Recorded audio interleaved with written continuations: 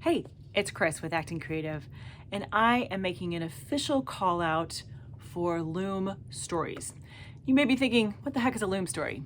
Well, in my 15 years as a weaver, I have heard a lot of little nuggets about how people came to own a loom, whether it's something they inherited or they saw it in a estate sale and they bought it even though they know nothing about weaving, or they saw someone doing it and had to have one themselves. Whatever the story is, what I've learned is that looms are kind of mystical and magical and the coolest piece of equipment ever.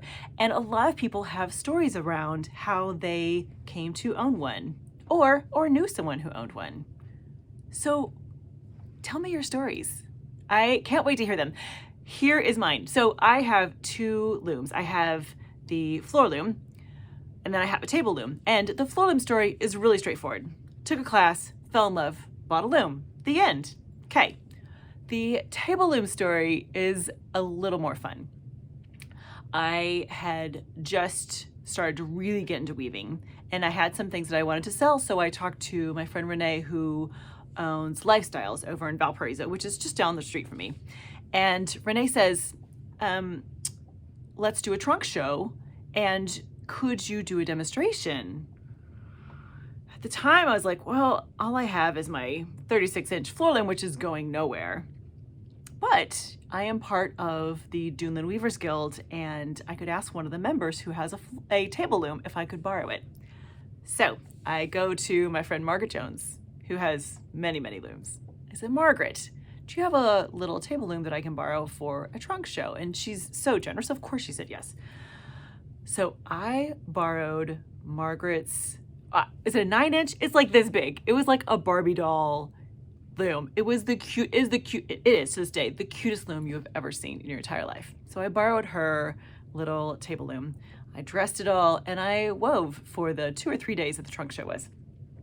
I couldn't believe the response. People from all over the store had to come by and see what I was doing and how does it work and what are you making, and it was really amazing and changed the way that I think about my business. So of course, my first instinct is, hey Margaret, you wanna sell me your loom? Sadly, she was not willing to part with her adorable Barbie doll loom. But it did prompt me to go get a table loom of my own pretty much the very next day. And my table loom goes everywhere with me. Every event that I do, if I am in front of people, I'm weaving on the table loom. So it really changed the way my weaving career looks. So that's my story. What is yours? What is your loom story? I can't wait to hear it. So put in the comments below, make me a little video, whatever you want to do. Tell me your story. I cannot wait to hear it because loom stories are some of the best stories. All right, my friends, chew on that for me, would you? And in the meantime, have a great week. Happy weaving.